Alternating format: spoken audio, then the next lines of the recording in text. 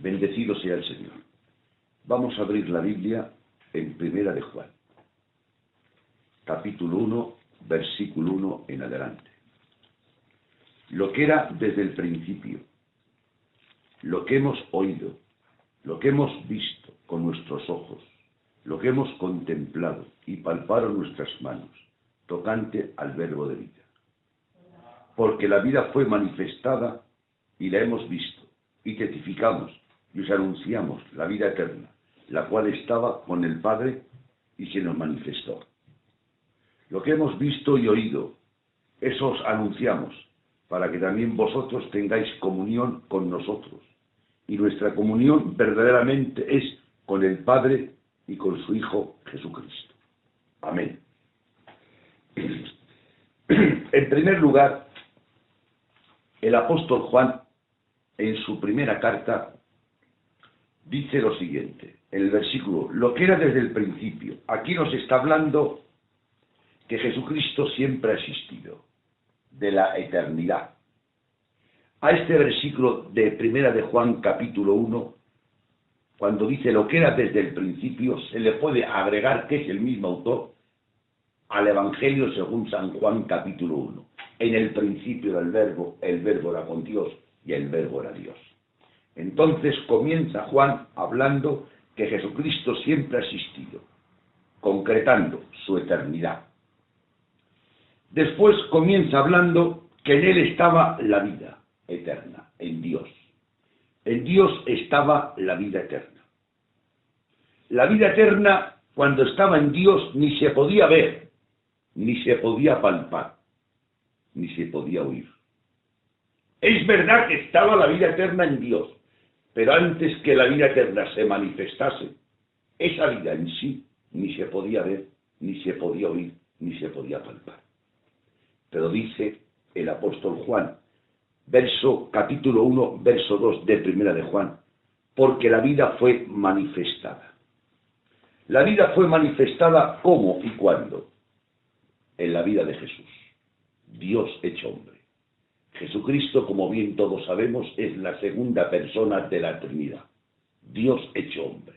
Aquí cuando Juan habla de la vida fue manifestada, podíamos conectarlo con Juan capítulo 1, versículo 14. Y aquel verbo fue hecho carne, y habitó entre nosotros, y vimos su gloria. Gloria como la del unigénito del Padre, lleno de gracia y de verdad. La vida se hizo visible, se hizo palpable y se hizo experimentable gracias a algo importante.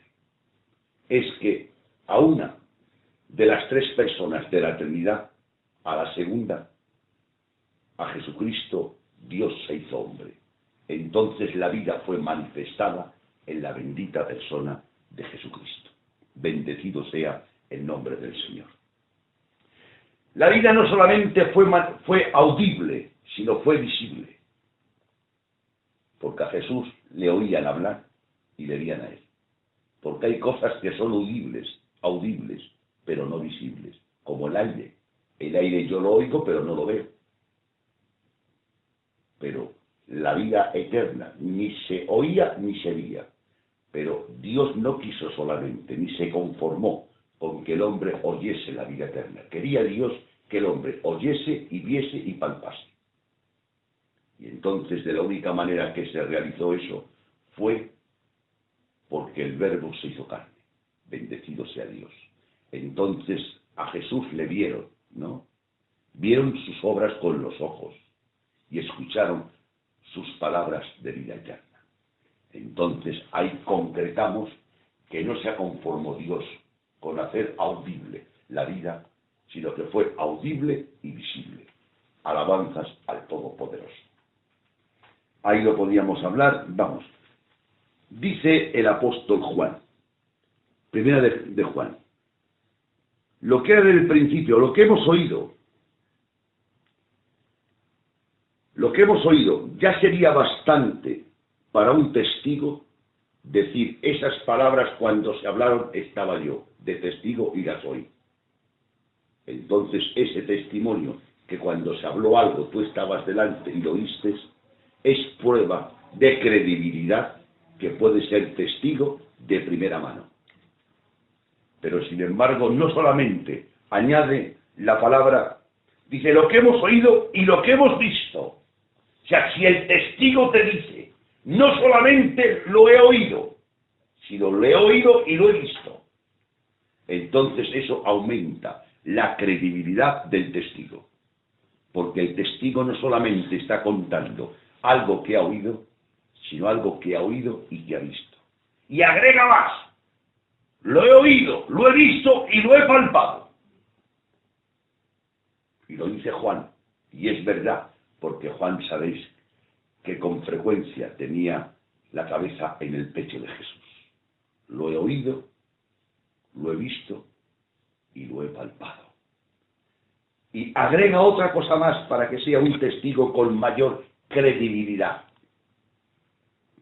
Que dice, lo he contemplado. Contemplar es mirar con detenimiento una cosa. Contemplar es más profundo que mirar. Contemplar es reflexionar, meditar, detenerte, estudiar lo que miras. Y Juan dice, yo soy un testigo que he oído, he visto, he palpado y he contemplado la vida eterna. Entonces, hermanos, el informante, él con los demás apóstoles, son testigos de la vida eterna. Entonces nuestra información descansa de testigos de primera mano. Por eso en las Escrituras, para ser uno apóstol, tenía que ser testigo de la vida de Jesús, la resurrección de Jesús y la ascensión de Jesús.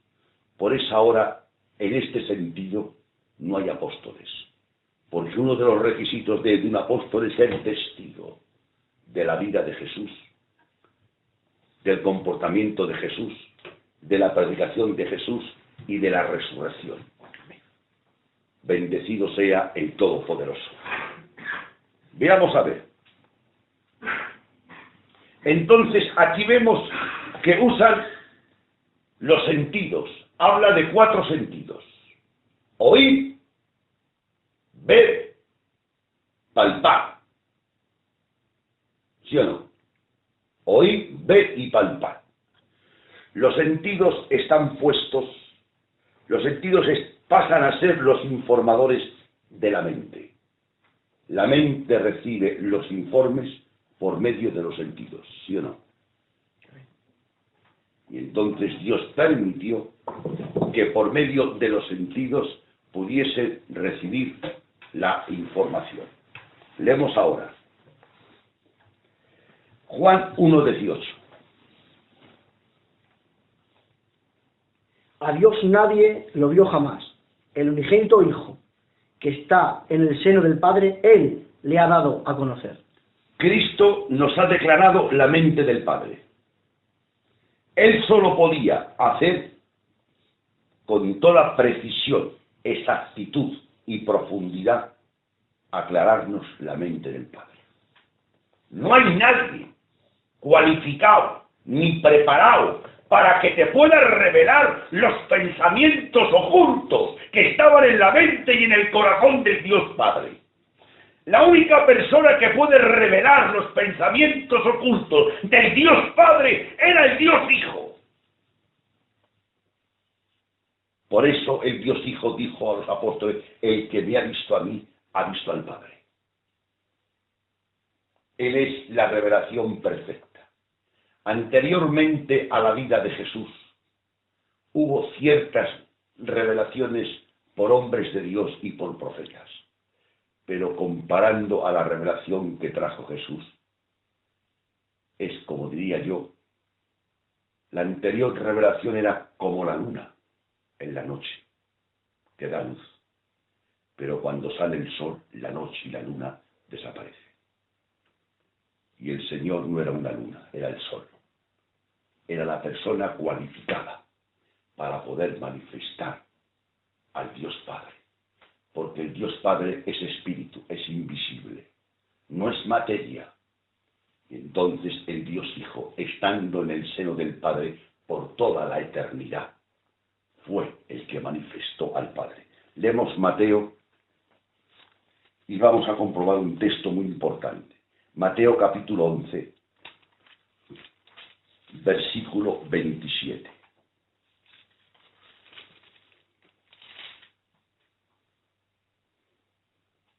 Todas las cosas me fueron entregadas por mi Padre, y nadie conoce al Hijo, sino el Padre. Ni al Padre conoce a alguno, sino el Hijo, y aquel a quien el Hijo lo quiere revelar. Nadie, Jesús dijo, nadie. Y si Jesús lo dijo, no podemos, porque cuando una persona dice algo podemos entrar en un debate, será cierto o incierto, pero hablamos de palabras dichas por Jesús. Nadie conoce al Padre sino al Hijo. Y al quien en el Hijo lo quiere revelar. Aquí está mostrando él mismo, se está identificando como la revelación perfecta de la existencia del Padre, de los que quería el Padre y de lo que pedía el Padre. Bendecido sea el nombre del Todopoderoso. Esto nos lleva a algo importante. San Juan, capítulo 1, verso 4.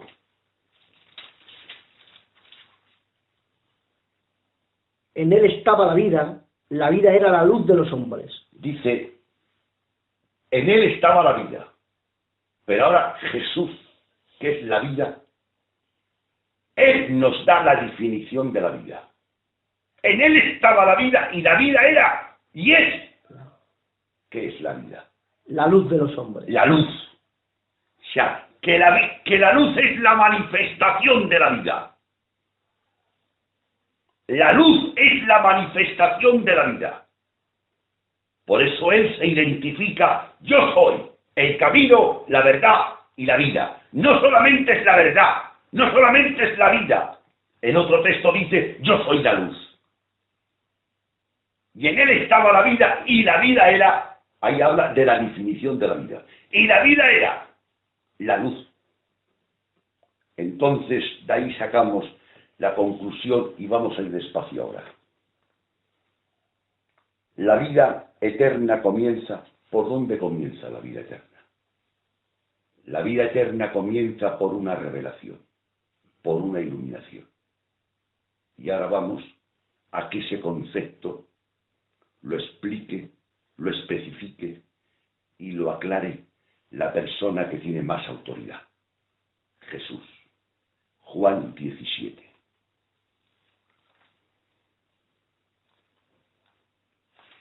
Versículo 3.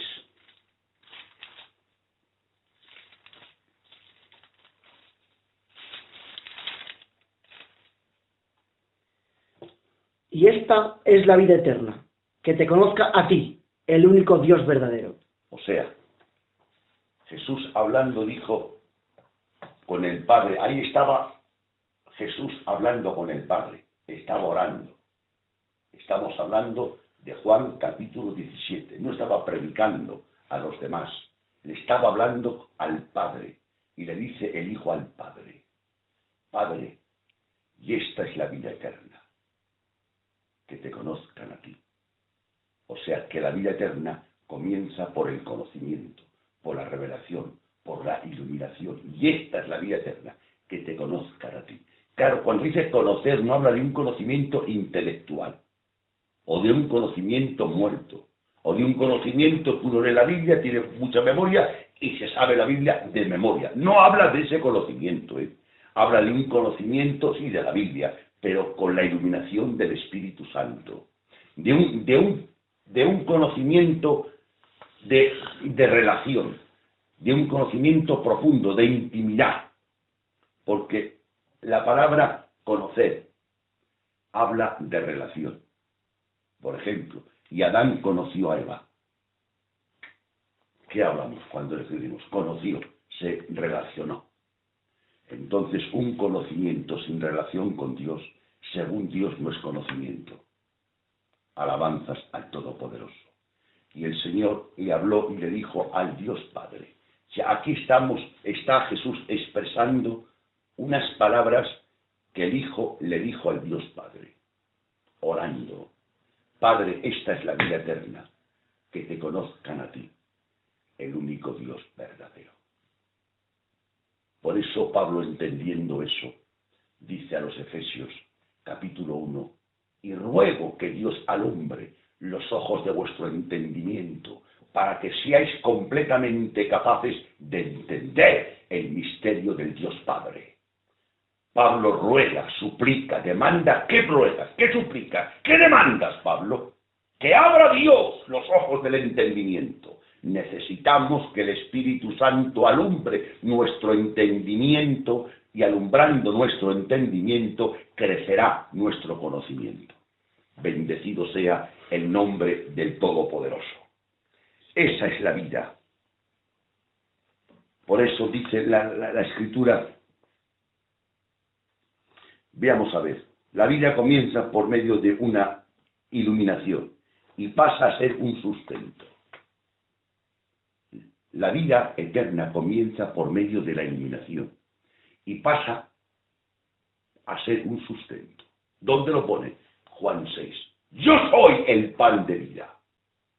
El que comiere este pan tendrá vida eterna.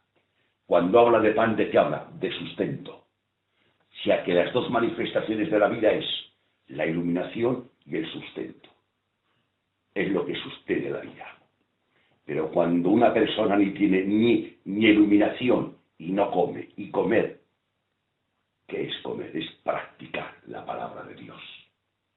Cuando hablan de comer, hermanos, no es comer simplemente el pacto, símbolo del cuerpo de Cristo. Habla algo más profundo, más específico. Comer es practicar. Cuando una persona se sumerge en la palabra, practica la palabra, vive la palabra y anda conforme a la palabra, esa persona está comiendo el pan de vida. Y Jesús, hablando, dijo, nos dio Moisés el verdadero pan, el maná. Comieron el maná y murieron. Pero yo, él ahí está hablando en un mensaje, se está identificando. Hay a veces que Jesús hablaba y a veces que se identificaba. Y ahí se está identificando. Y en el Evangelio según San Juan habla de muchas identificaciones que él da. Porque como Jesús es tan grande, que Jesucristo era Dios, es imposible abarcar la grandeza de Jesús en un solo término. Y como un solo término se hace corto y pobre, Juan usa varios términos. Él dijo, yo soy el camino, yo soy la vida, yo soy el buen pastor, yo soy la puerta, yo soy la resurrección. ¿No veis? Vemos varias maneras, varios términos para poder, entre todos los términos unidos, poder manifestar la grandeza de Dios. Porque un término solo se hace corto y pobre para poder explicar lo que es Dios. Alabanzas al Todopoderoso. Entonces hemos aclarado que la vida eterna comienza con una iluminación y pasa a ser el sustento de la vida. Bendecido sea el nombre del Señor. Ahora veamos a ver, primera de Juan, capítulo 1, verso 3. Y lo que hemos visto y oído, eso os anunciamos, para que también vosotros tengáis comunión. Ahí me detengo, algo que me ha llamado la atención. Juan dice, por eso os anunciamos, por eso estamos proclamando, predicando, enseñando, dice el motivo. ¿Para qué? Para que tengáis comunión.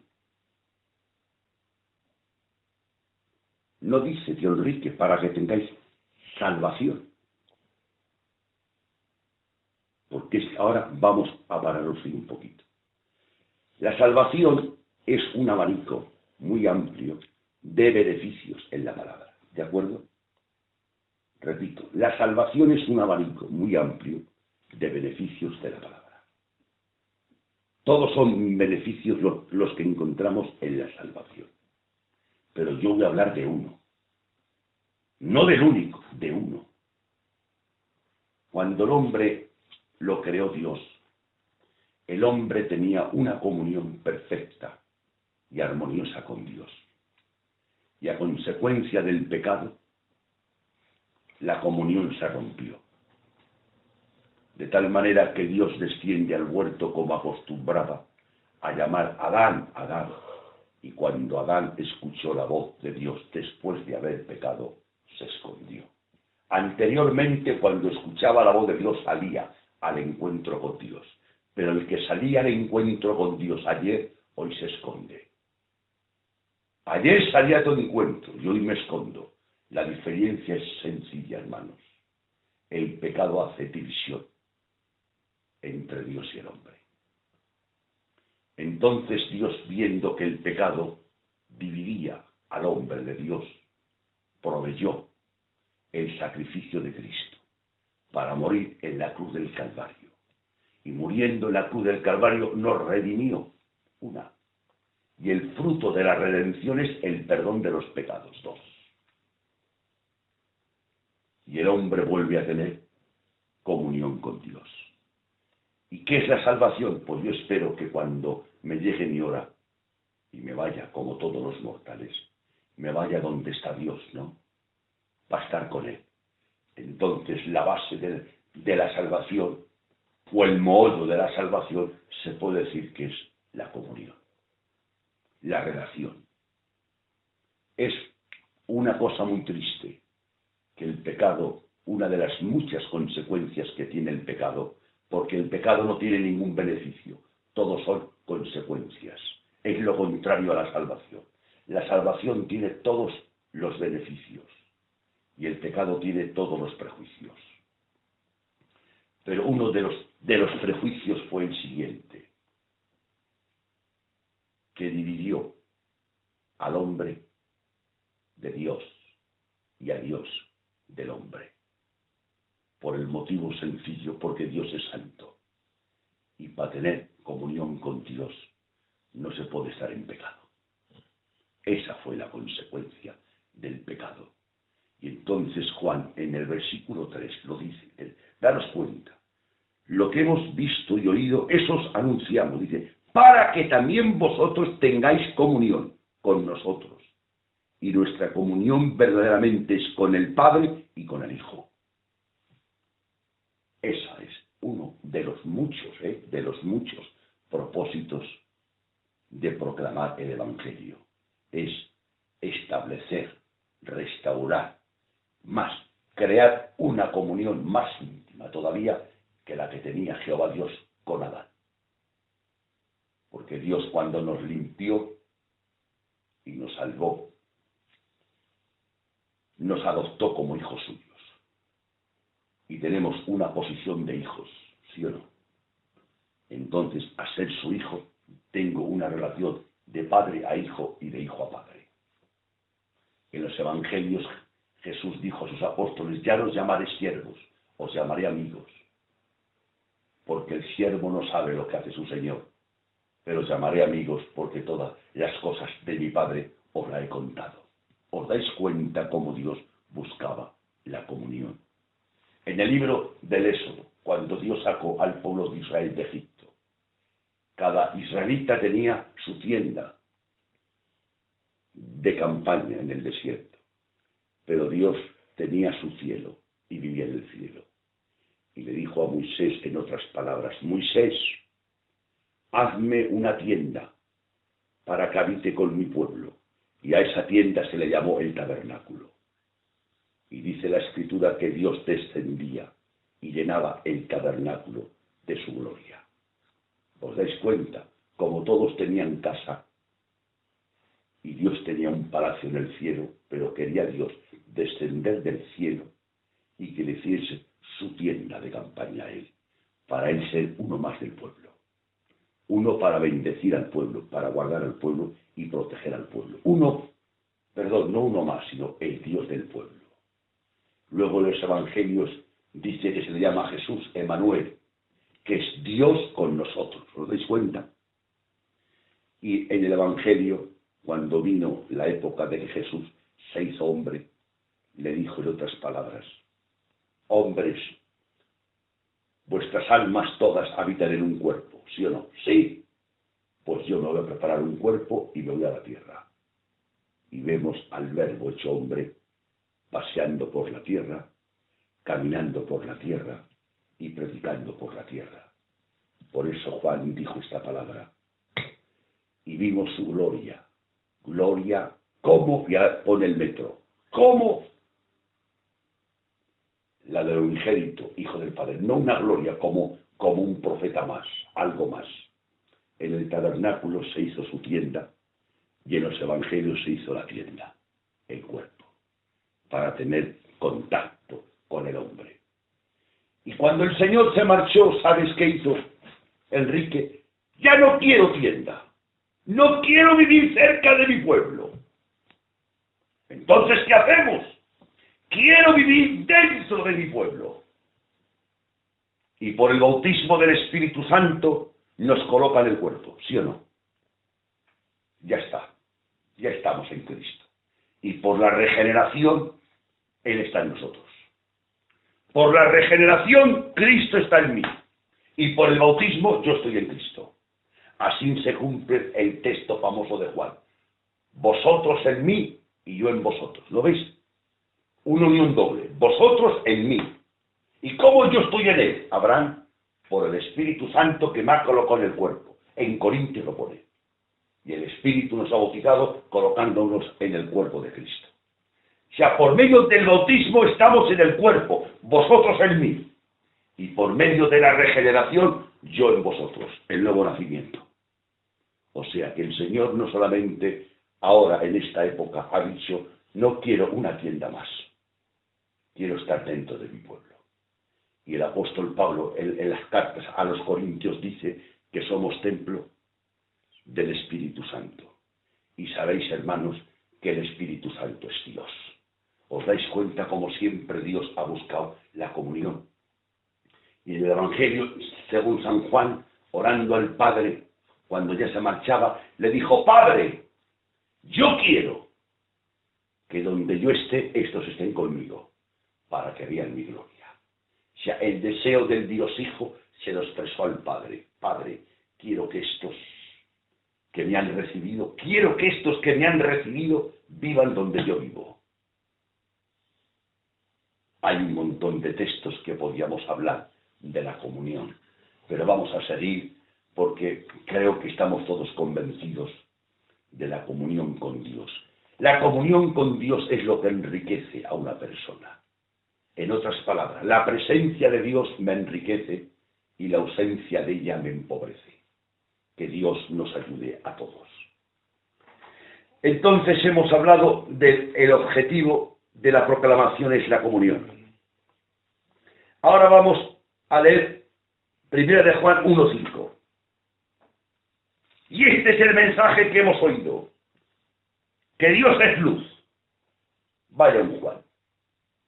Esta es la segunda vez que Juan se atreve no a hablar de Dios, sino a hablar algo más profundo.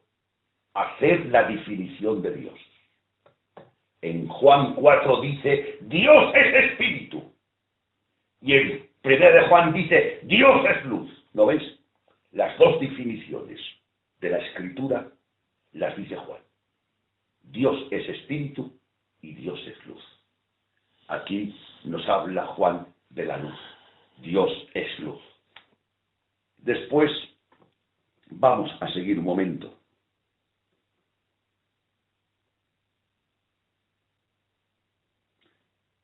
Ahora en Juan 8:12 Jesús dice, yo soy la luz del mundo. El que me sigue no andará en tinieblas, sino que tendrá la luz de la vida. No es suficiente, hermano Quique, con mirar la luz. Hay que seguir a la luz. Hay personas que piensan que por mirar la luz se convierten en luz. No, es incierto. No es suficiente con mirar la luz. Hay que seguir la luz. ¿Y qué se entiende por seguirle? Obedecerle, amarle y respetarle. Porque muchos se le predica el Evangelio y ven y oyen la luz, pero no caminan en la dirección de la luz. Por eso Jesús no solamente dijo yo soy la luz, dijo el que me sigue no andará en tinieblas, dando a entender que el que no le sigue andará en tinieblas. De ahí sacamos la conclusión que no es suficiente con mirar la luz, hay que seguir a la luz. Bendecido sea el nombre del Señor. Hay una gran diferencia entre la luz y el ojo que ve la luz. Eso es importante, hermanos. Repito por segunda vez. Hay una gran diferencia entre la luz y el ojo que ve la luz. A veces se predica el Evangelio y ven 100 personas la luz. Pero solamente obra esa luz, por lo que sea, no vamos a entrar en detalles, en 50 personas, y las 50 se convierten y otras no. Los 100 han visto la luz, pero unos han sido impactados por la luz, se han rendido ante la luz y han seguido la luz, y otros no. Por eso saco la conclusión que hay una gran diferencia entre la luz y el ojo que mira la luz. Que Dios nos ayude a todos. Ahora vamos a leer algo que es importante. Juan 12:36 dice la Escritura: creer en mí. 12:36. Entre tanto que tenéis luz, creed en la luz, para que seáis hijos de la luz. Jesús dice, creer en la luz para que seáis hijos de la luz. No dice sentir la luz para que seáis hijos de luz. No dice eso. Dice creer en la luz. El que me hace ser luz es creer, no sentir. Porque hay gente que en nuestras capillas sienten mucho, pero no creen. Y la palabra creer implica obediencia y sometimiento. No habla de una creencia legítima y auténtica. No habla de una creencia intelectual muerta y pasiva. El que cree en mí se convierte en luz. Pero en ningún momento Jesús ha dicho, el que siente o el que me siente se convierte en luz. Eso no lo ha dicho nunca Jesús. Ha dicho el que cree en mí. Y el Evangelio es poder de Dios al que cree. No dice al que siente, sino al que cree. Y de tal manera amó Dios al mundo que dio a su Hijo unigénito para que todo aquel que en él crea no se pierda. El que en él cree no se pierde. No dice el que siente, sino el que cree. ¿Es bueno el sentimiento? Claro que sí. Porque Dios creó al hombre con conocimiento, sentimiento y voluntad. De acuerdo. Pero hablamos de fe. Y la fe es conocimiento en Dios. Y el justo por la fe vivirá. Que Dios nos ayude a todos. Bien. Salmos 27:1.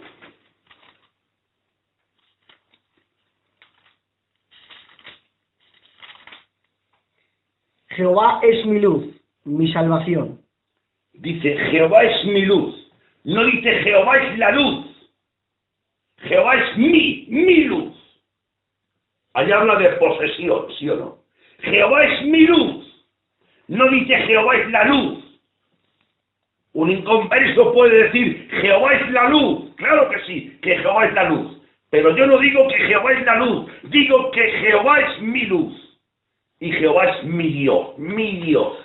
Habla de posesión. Entonces, tener luz es estar en posesión de la luz. Y estar en posesión de la luz te convierte en luz. ¿De acuerdo? Pero no te convierte en luz simplemente creer que Dios es luz. En otro salmo dice, Jehová es mi luz. Jehová es mi salvación. Jehová es mi refugio. Jehová es mi pan. Jehová es mi escudo. Jehová es mi galardón. Hay un sinfín de textos que habla de posesión. Alabanzas al Todopoderoso. Eso es importante. Y ahora vamos a ver una cosa sencilla. No es lo mismo ser luz que andar en luz. No es lo mismo ser luz que andar en luz. Ser luz es posesión. Y andar en luz es posición. En otras palabras, andar en luz es la manifestación de que soy luz. Un rico tiene manifestaciones de rico. Vamos a interpretar con un ejemplo la diferencia que hay de posesión, repito, de posesión a posición. Yo a las 7 de la tarde digo al hermano Quique, soy pobre, lo que soy pobre. Y ahora a las 10 de la noche miro en la televisión y veo la televisión y me están anunciando el número de la primitiva. Miro yo el 10º y veo que me ha tocado la primitiva. Y me ha tocado 7 millones de euros. Le llamo al Quique y le digo, hermano Quique, estoy en posesión de 1/10 de la primitiva que me ha tocado 7 millones.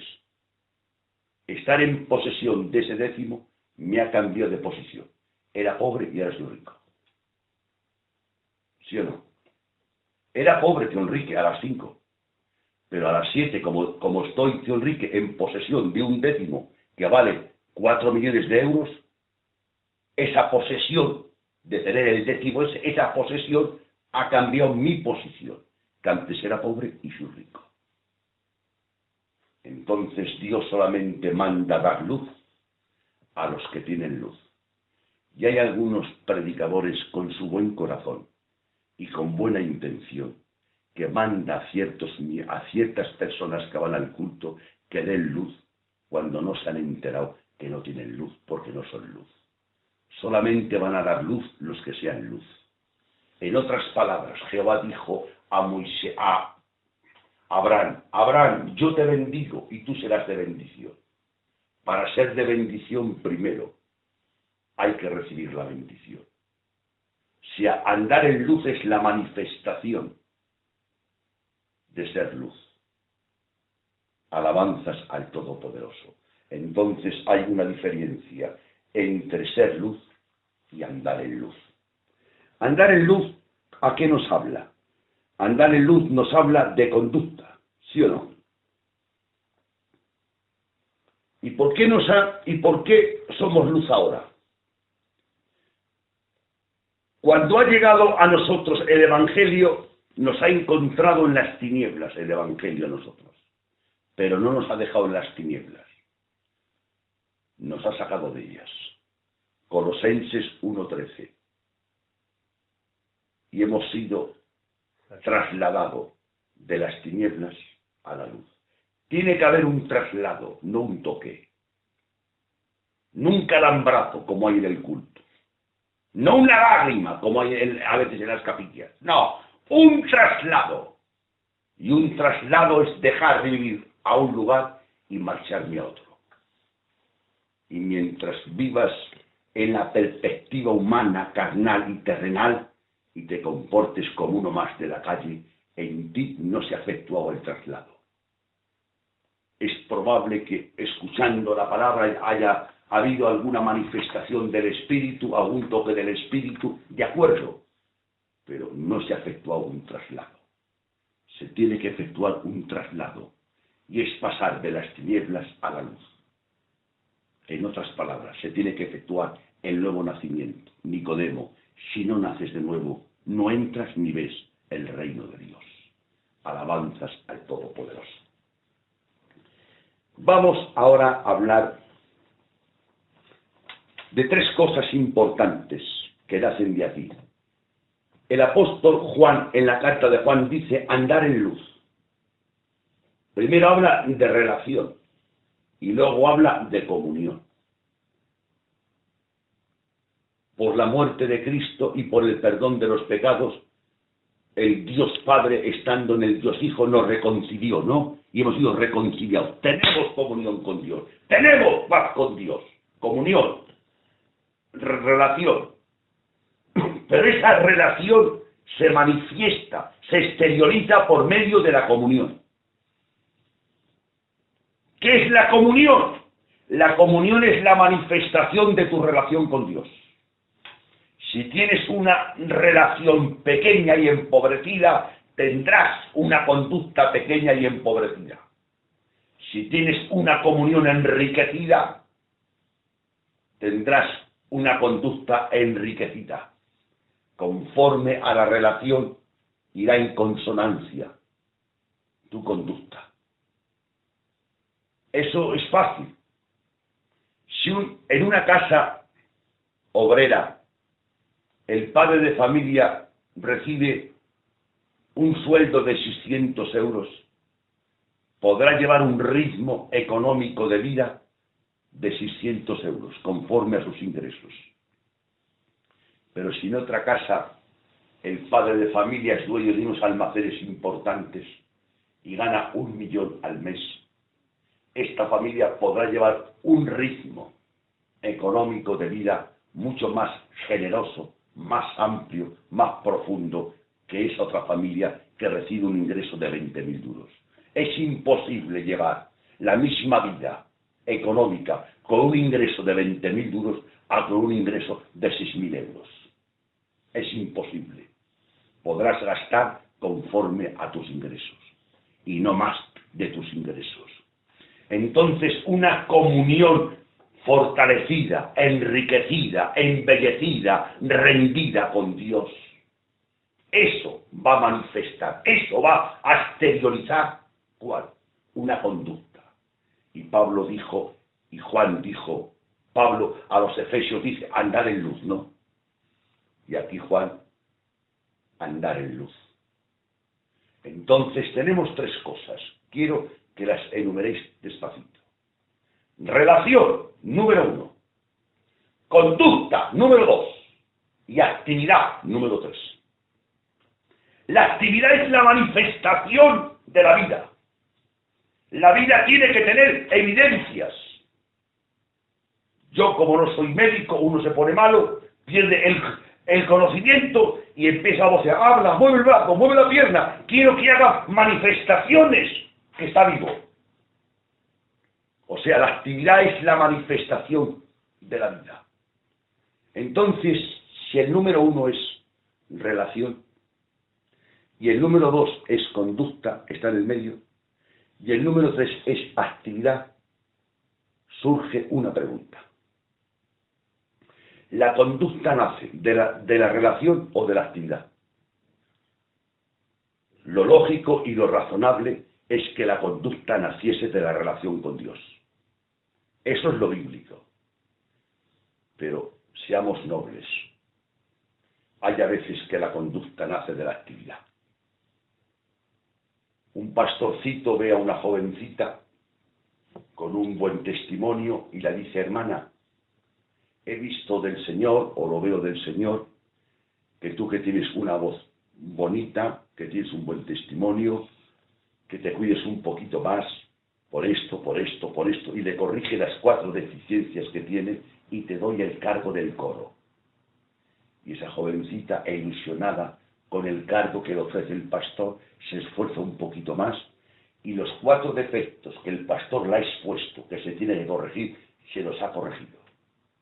Y se ha puesto en el coro y ha sido una bendición maravillosa del coro. Se han pasado 3, 4 años, esa jovencita ya se casó y le dice al pastor, pastor, como tú bien sabes, llevo 4 años en el coro y he tenido un niño. Y claro, salgo al mercadico, tengo un niño y no tengo tiempo para ser del coro. Pues sí, hermana, lo entiendo. Entonces doy gracias a Dios por el tiempo que me ha tenido en el coro. Pon a otra hermanita. Pues bien, hermana. Y el pastor pone a otra hermanita. Pero hay un detalle, hermanos. Con los meses observa el pastor que el comportamiento de la hermanita que llevaba el coro anteriormente era tan bonito, tan destacado, va descendiendo. Va descendiendo que por últimas el pastor tiene que llamarle la atención porque las 4 o 6 cositas que dejó por el cargo, a dejar el cargo, las ha vuelto a coger. Entonces es una conducta que nace de la actividad. Y toda conducta que nazca de la actividad no es bíblica. Lo bíblico es que la conducta nazca de la relación con Dios. Entonces os voy a contar un testimonio ahora positivo para la gloria de Dios. Yo conocí a un hermano que ya ha partido con Dios, el hermano Churrero. Era un hermano que tenía una relación profunda con Dios y tenía una comunión profunda profunda con Dios y tenía una conducta en relación a su comunión, como es lógico. Tenía relación y conducta. Y tenía una actividad que predicaba el Evangelio y Dios le bendecía. Cayó enfermo. La enfermedad se agravó y la enfermedad se complicó, que se lo operó y quedó mudo. Entonces la actividad de ser un predicador se le quitó por la enfermedad. A ser mudo no pudo más predicar. Pero él seguía siendo tan fiel. De tal manera que había hermanos que iban a su casa.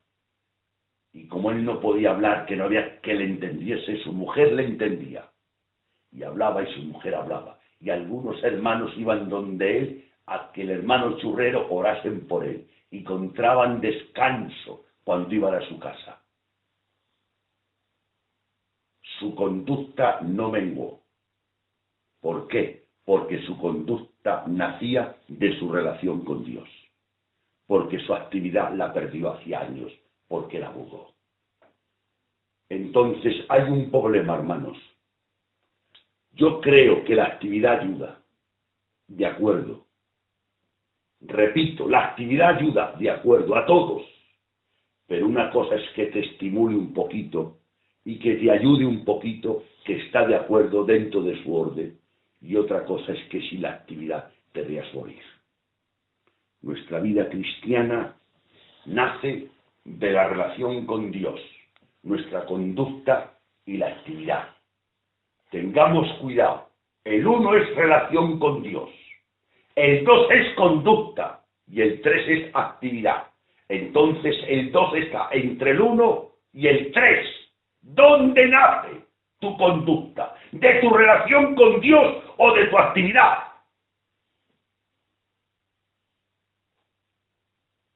De tal manera que cuando ciertas personas, por lo que sea, coge, por ejemplo, un cargo, coge una iglesia, se esfuerzan más, oran más, de acuerdo, yo pienso que la actividad ayuda, y es bueno, no estoy en contra, pero sí que estoy en contra que la pongan como base y como fundamento. Y ese hermano ves que siendo el pastor de la iglesia ha mejorado en todo. Me alegro. Pero claro, hasta un añito, año y medio de pastor ya dejó la iglesia. Y cuando lleva 2 años, por lo que sea, sin pastorear, desciende otra vez. O sea que tu mejoría nace por la actividad, no por tu relación con Dios. Creo que eso es un fallo.